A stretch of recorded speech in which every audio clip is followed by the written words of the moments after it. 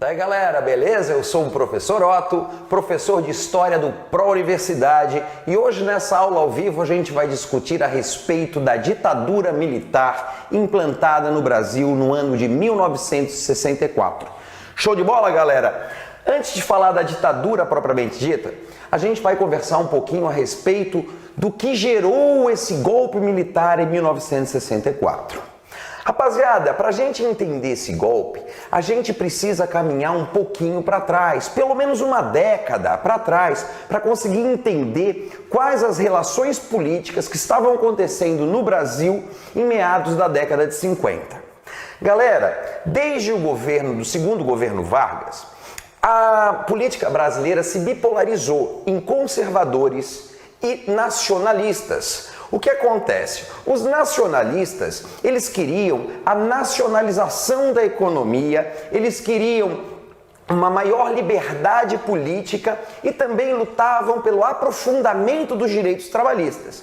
Enquanto os conservadores buscavam a liberalização da nossa economia, ou seja, abrir a nossa economia ao mercado externo. Show de bola, galera? O que vai acontecer então?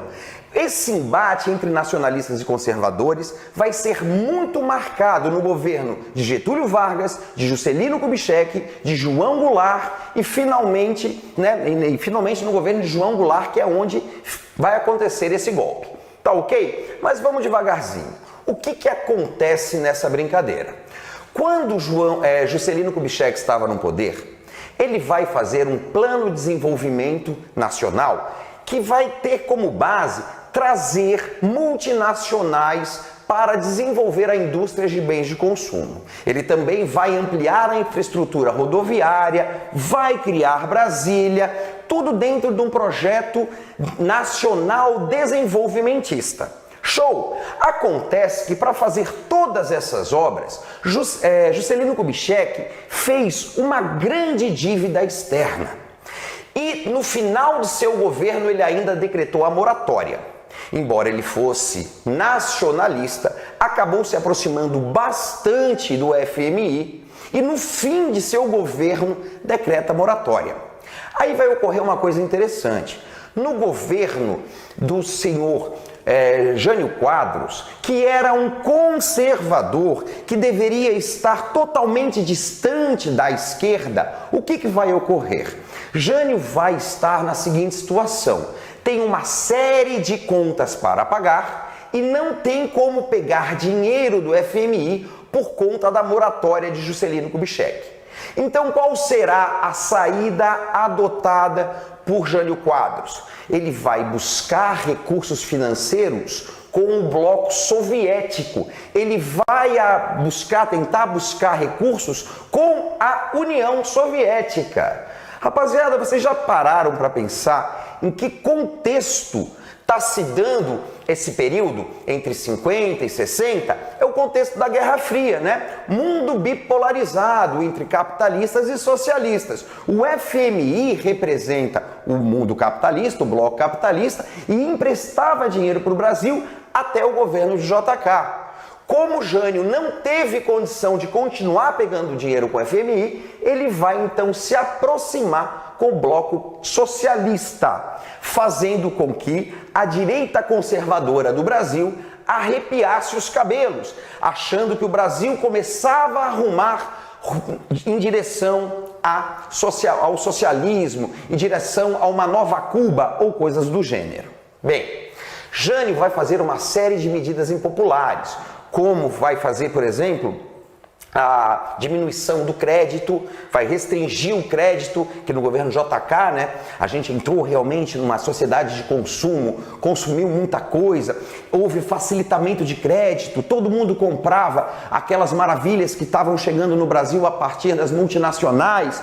Isso tudo, essa onda consumista que ocorreu no governo de JK, simplesmente foi barrada por Jânio por falta de recursos. Então ele tem algumas medidas impopulares que vai fazendo com que ele seja visto como um presidente não muito legal e ainda se aproxima do bloco soviético para conseguir dinheiro.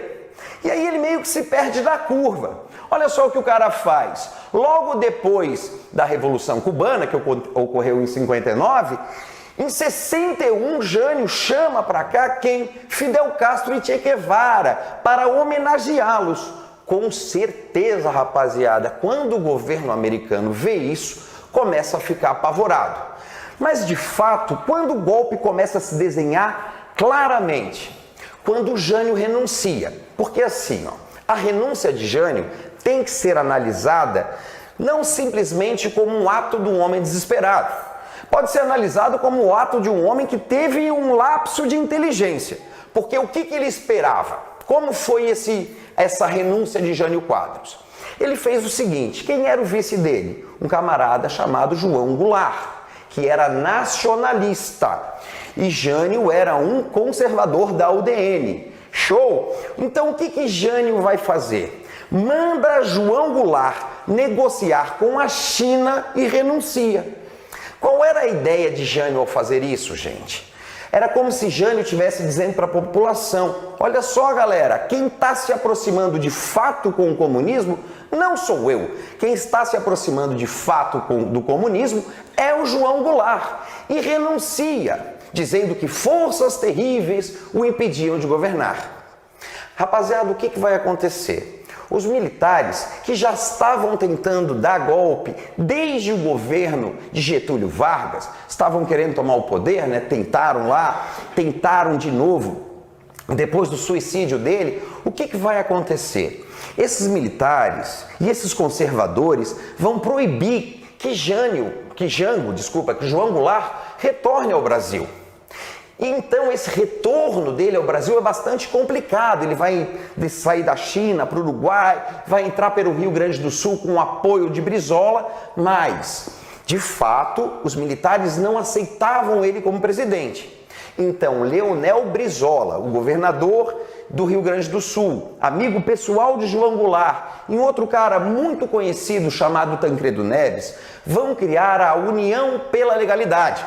E vão fazer uma proposta de emenda parlamentar. Ou seja, vão virar para os militares e vão fazer um acordo. Nem jango, nem golpe. O que eles fazem? Eles fazem uma emenda que vai fazer com que o Brasil, entre os anos de 61 e 63, se torne uma república parlamentarista. E quem teria o controle do poder executivo não seria o presidente. Seria quem? O primeiro-ministro. Então, de fato, entre 61 e 63, nós temos Jango, o João Goulart, na presidência, mas quem manda é o primeiro-ministro. Acontece que em 63 ocorre um plebiscito e a população, em massa, opta pelo presidencialismo, devolvendo o poder a João Goulart. É a partir daí que a gente vai entrar nesse slide, galera. João Goulart, ele acredita ter grande apoio popular, pois, afinal de contas, o plebiscito deu a ele essa ideia, Como o presidencialismo ganhou, na verdade, quem ganhou foi ele, porque ao escolher o presidencialismo, o povo escolheu ter João Goulart no poder. Como a crise econômica naquele momento tornava-se bastante aguda, o que ele propôs? Fazer reformas de base. Reforma agrária, reforma política, reforma na presidência, reformas para realmente mudar a economia e atender as populações desassistidas. Rapaziada, vocês entenderam essa última coisa que eu falei? Atender as populações desassistidas. Ou seja, reforma agrária significa o quê? Você pegar um latifúndio improdutivo e dividi-lo em pequenas propriedades para agricultores. Show de bola? Rapaziada, como é que foi que a direita conservadora leu essas reformas de base? Como coisa de comunista. Também é legal você lembrar que existia no Brasil um embaixador americano chamado Lincoln Gordon. E esse cara não ia com os cornos de João Goulart de jeito nenhum. E ficava aqui, no presidente americano John Kennedy, dizendo que João Goulart era um grande comunista. Quando essas reformas de base saem, quer dizer, quando ele lança, porque elas não aconteceram de fato, elas foram lançadas, a ideia dessas reformas foi lançada, o que esse embaixador americano fez? Foi lá no John Kennedy, o presidente americano, e falou: eu não disse para você que aquele cara era um comunista? E aí vai rolar um maior quiprocó. Kennedy vai chamar João Goulart para conhecer João Goulart. João Goulart vai aos Estados Unidos, né? Tem lá, passa lá um tempo junto com o presidente. O presidente fica assim, não vê ele muito comunista, mas Lincoln Gordon fala, não, é comunista, é comunista. E a partir desse momento, duas instituições muito importantes, o IPES e o IBAD, muito importantes no processo do golpe militar, vão entrar em ação agora mais do que nunca. O Instituto Brasileiro de Ação Democrática, Instituto de Pesquisas e Estudos Sociais, vão começar a fazer uma forte propaganda contra os comunistas, mostrando os horrores que aconteciam na União Soviética, fazendo uma propaganda massiva contra os comunistas. Agora eu pergunto, quem financiava esses dois órgãos? O governo americano.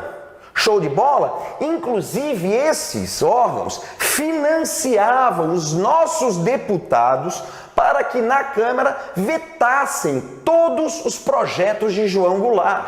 O que hoje a gente chama de mensalão era feito aqui com financiamento americano e digo mais, os deputados não tinham vergonha de chegar na Câmara e dizer: eu fui pago para defender a democracia.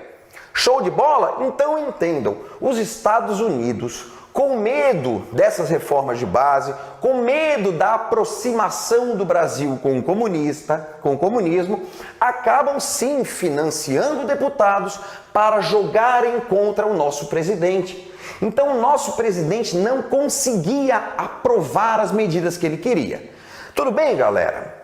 Outra coisa que é importante você entender, por que esse pavor dos Estados Unidos?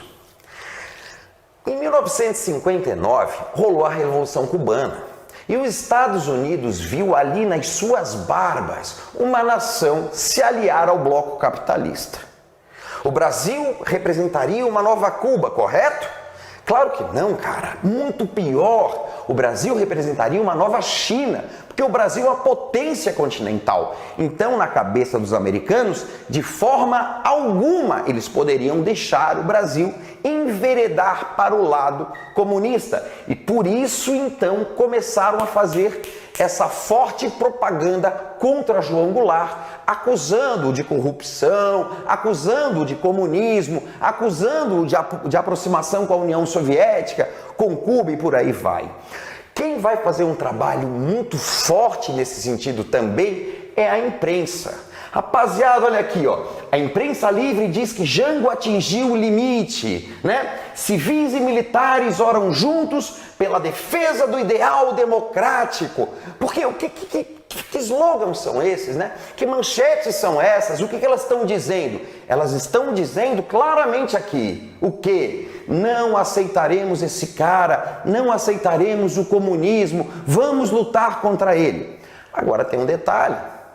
A população toda acreditava nisso? Não, galera. Tinha uma rapaziada que defendia sim o presidente e que estava ansioso para ver essa reforma de base.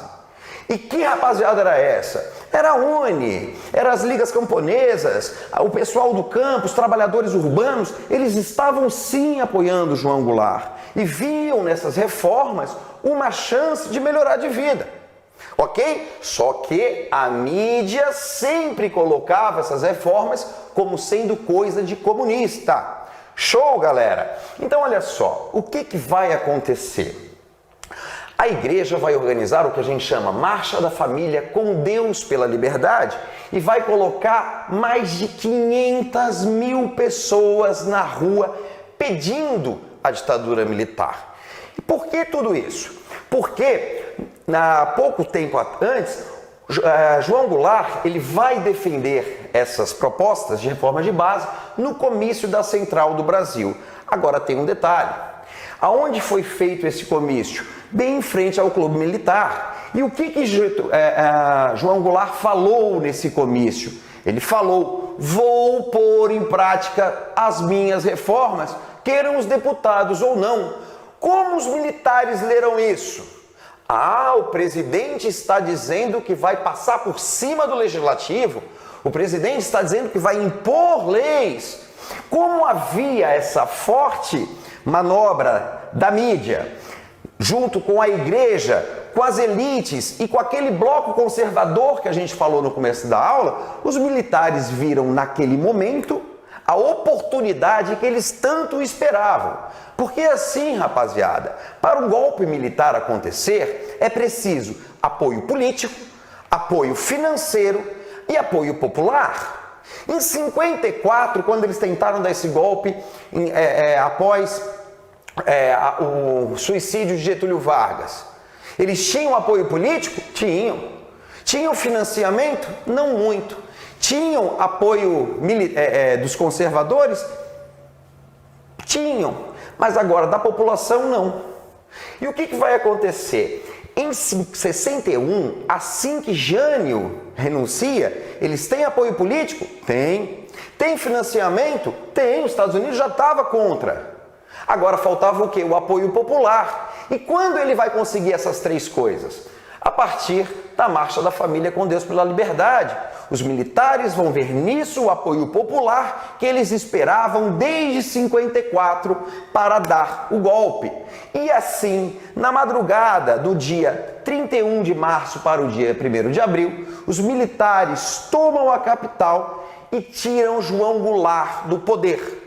Então, numa articulação da direita conservadora do Brasil, com a igreja, com as elites e com financiamento americano, os militares derrubam o presidente João Goulart e enfiam o Brasil numa ditadura que durou 21 anos.